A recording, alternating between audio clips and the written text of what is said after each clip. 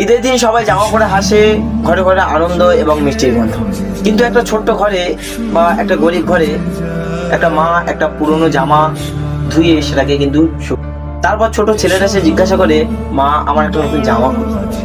তখন মা হাসি, কিন্তু সেই হাসির ভেতরে লুকিয়ে থাকে পাহাড় সমান কষ্ট এবং দুঃখ এবং আর্তনাদ। মা হেসে বলে, আগামী ঈদে দেবো বাবা। তারপর ছেলেটা চুপ হয়ে, কিন্তু ছেলেটা জানে না যে ওই মায়ের হাসির আড়ালে লুকিয়ে আছে কতটা চোখের জল এবং আকাশ পরিমাণ এবং পাহাড় পরিমাণ দুঃখ। ঈদের চাঁদ তো সবার ঘরেই ওঠে এবং সবার জন্যই ওঠে, কিন্তু গরিবের ঘরে ওঠে দুঃখের চাঁদ এবং হাজারো কষ্ট। ঈদ শুধু নতুন জামা, সিমাই বা মিষ্টি এবং কিন্তু আনন্দের ঈদ নয়। ঈদ হলো ভাগ করে না। তোমার উপকার করা বা তোমার গিফট করা একটা জামা, একটা খাবার কিন্তু একটা গরিবের ঈদের হাসিটাই সম্পূর্ণরূপে নিয়ে আসতে পারে।